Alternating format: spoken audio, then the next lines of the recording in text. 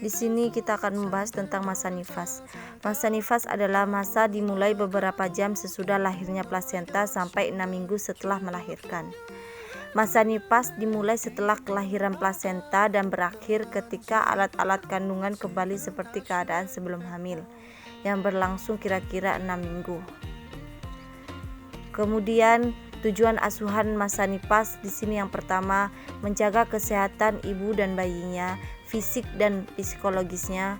Kemudian yang kedua, screening komprehensif, deteksi dini, mengobati atau merujuk bila terjadi komplikasi pada ibu maupun bayi. Kemudian yang ketiga, Penkes tentang perawatan kesehatan diri, nutrisi, KB, dan cara dan manfaat menyusui, pemberian imunisasi serta perawatan bayi. Yang keempat, pelayanan keluarga berencana. Kemudian yang kelima, kesehatan emosionalnya. Kemudian selanjutnya di sini kita akan membahas tentang peran dan tanggung jawab bidan. Peran dan tanggung jawab bidan yang pertama, memberikan dukungan berkesinambungan sesuai kebutuhan ibu dan mengurangi ketegangan fisik dan psikologisnya pada masa nifas. Kemudian yang kedua, sebagai promotor hubungan antara ibu dan bayi serta keluarga. Kemudian yang ketiga, mendorong ibu untuk menyusui bayinya dengan meningkatkan rasa nyaman. Kemudian yang keempat, membuat kebijakan perencanaan program kesehatan ibu dan anak. Kemudian yang kelima, defeksi dan komplikasi seperlunya untuk dirujuk. Kemudian yang keenam, melakukan manajemen ASKEP dengan cara mengumpulkan data, mendiagnosa dan perencanaan pelaksanaan untuk mempercepat proses pemulihan, mencegah komplikasi ibu dan bayi selama nifas. Kemudian yang ketujuh, mendukung pendidikan kesehatan termasuk pendidikan dalam perancangan sebagai orang tua. Kemudian tahapan pada masa nifas. Tahapan pada masa nifas di sini terbagi menjadi 3 bagian. Yang pertama, puerperium dini, di mana masa kepulihan ibu diperbolehkan untuk berdiri dan berjalan. Itu yang dinamakan dengan puerperium dini. Kemudian puerperium intermedikal, di mana masa kepulihan dari organ reproduksi kurang lebih dari 8 minggu. Kemudian yang ketiga di sini remote puerperium. Remote puerperium di mana waktu yang diperlukan untuk pulih dan sehat kembali keadaan sempurna, terutama bila selama hamil atau persalinan mengalami komplikasi. Di sini kita akan membahas tentang kunjungan nifas atau KF. Dilakukan sesuai jadwal kunjungan nifas, yaitu KF1 pada periode 6 jam sampai 2 hari pasca persalinan. KF2 atau kunjungan kedua pada periode 3 hari sampai dengan 7 hari pasca persalinan. Kemudian KF3 kunjungan ketiga pada periode 8 hari sampai dengan 28 hari pasca persalinan. Kemudian KF4 di sini pada periode 29 hari sampai 42 hari pasca persalinan. Selanjutnya, perubahan sistem reproduksi dan sistem lainnya pada masa nifas. Perubahan sistem reproduksi yang pertama uterus, kemudian kedua pengeluaran rahim atau proses involusi, kemudian yang ketiga lochia, yang keempat perubahan pada serviks, yang kelima vulva dan vagina, kemudian yang keenam perineum. Yang pertama di sini uterus. Uterus pada masa nifas adalah organ yang mengalami banyak perubahan besar karena telah mengalami perubahan besar selama proses kehamilan dan persalinan. Uterus mengalami involusi, yaitu proses kembalinya uterus keadaan sebelum hamil setelah melahirkan. Dimulai segera setelah plasenta lahir akibat kontraksi otot-otot polos uterus. Uterus kembali ke kondisi sebelum hamil dengan berat sekitar 60 gram. Kemudian perubahan yang kedua yaitu pengerutan rahim atau proses involusi. Involusi merupakan suatu proses kembalinya uterus pada kondisi sebelum hamil. Involusi uterus lapisan luar dari desi 2 yang mengelilingi situs plasenta akan menjadi neurotik, layu atau mati. Perubahan ini dapat diketahui dengan melakukan palpasi untuk meraba di mana TFU-nya setinggi fundus uterinya terletak di mana. Kemudian kontraksi dan retraksi menyebabkan uterus berbentuk globuler. Ukuran menyusut dengan cepat. Hal ini direfleksikan dengan perubahan lokasi uterus dari abdomen kembali menjadi organ panggul. Selanjutnya, involusi uteri dari luar dapat diamati yaitu dengan memeriksa fundus uteri dengan cara yang pertama, segera setelah persalinan, tinggi fundus uteri 2 cm di bawah pusat, 12 jam kemudian kembali 1 cm di atas pusat dan menurun kira-kira 1 cm setiap hari.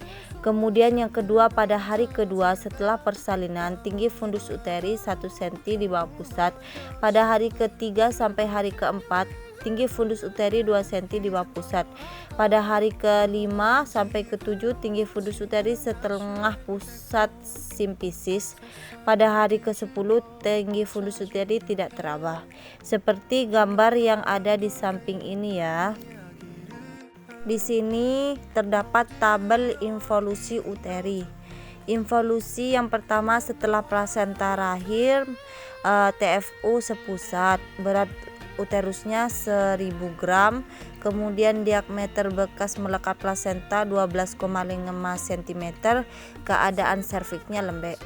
Kemudian setelah involusi terjadi 1 minggu, tinggi fundus uteri pertengahan pusat simpisis, berat uterus 500 gram, diameter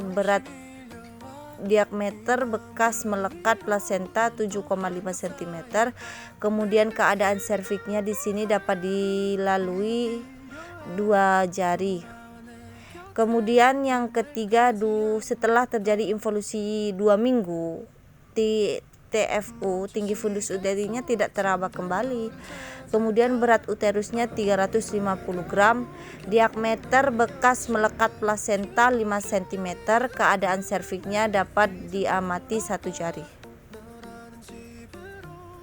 Involusi pada hari ke-6 minggu, tinggi fundus uterinya sebesar hamil 2 minggu, kemudian berat uterusnya 50 gram, diameter bekas melekat plasenta 2,5, keadaan serviknya tidak nampak kembali. Kemudian involusi pada 6 minggu kemudian, tinggi fundus uterinya normal, berat uterusnya 30 gram, diameter bekas melekat tidak terlihat kembali. Selanjutnya, involusi uterus terjadi melalui 3 proses secara bersamaan. Yang pertama, autolisis, proses penghancuran diri sendiri yang terjadi di dalam otot uterus.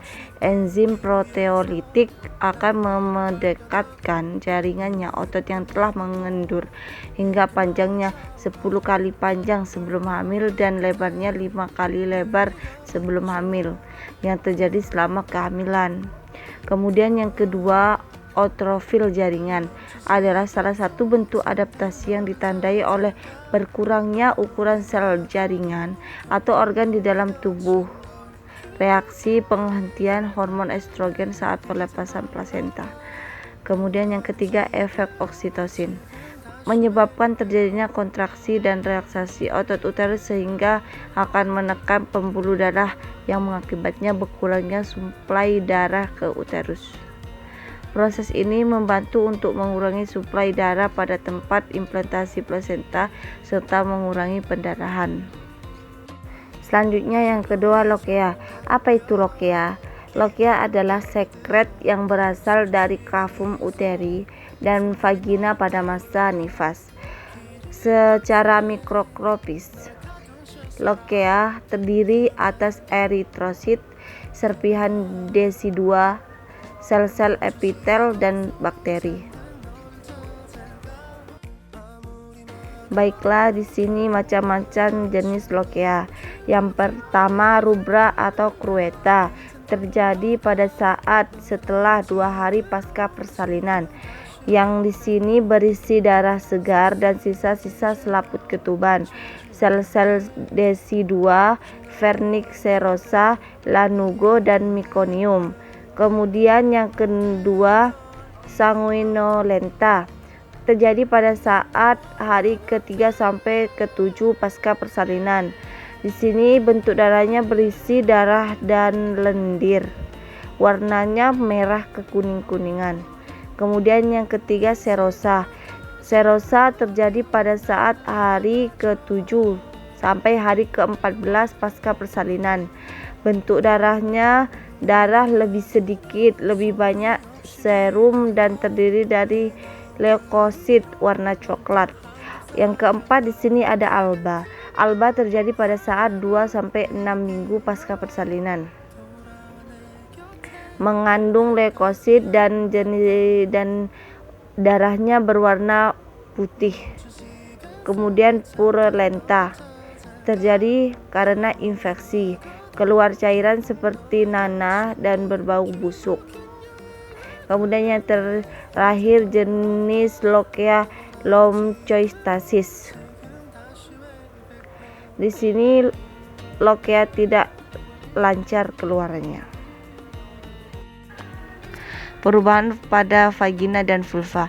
Vulva dan vagina beberapa hari setelah melahirkan tetap kendor. Di sini terbagi menjadi 4 bagian.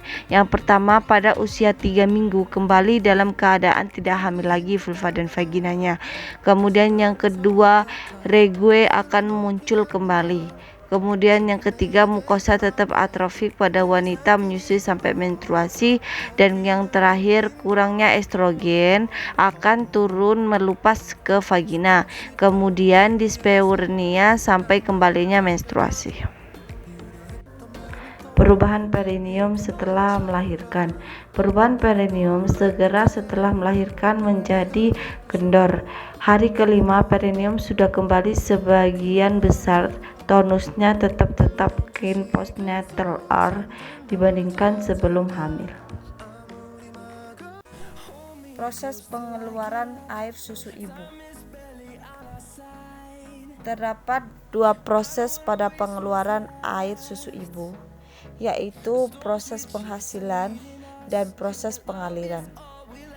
Apabila bayi menyusu, saraf pada puting akan dirangsang, kemudian hisapan akan diantar ke otak untuk menghasilkan dan mengalirkan air susu ibu. 2 hormon yang memakai peranan penting dalam proses penghasilan dan pengeluaran air susu ibu, yang pertama hormon prolaktin, yang kedua hormon oksitosin. Hormon prolaktin akan dirembeskan ke dalam aliran darah dari hadapan kelenjar pituitari. Hormon prolaktin akan menyebabkan sel alveoli mengembang dan menghasilkan. Semakin sering bayi menyusui, semakin banyak hormon dikeluarkan dan semakin lebih banyak ASI diproduksi. Setelah susu dihasilkan, proses pengaliran dimulai dari hormon oksitosin dirembeskan dalam aliran darah bagian belakang pituitari. Hormon oksitosin menyebabkan sel-sel otak di sekeliling alveoli mengecup dan merangsang air susu ibu keluar melalui saluran susu, kemudian dihisap oleh bayi.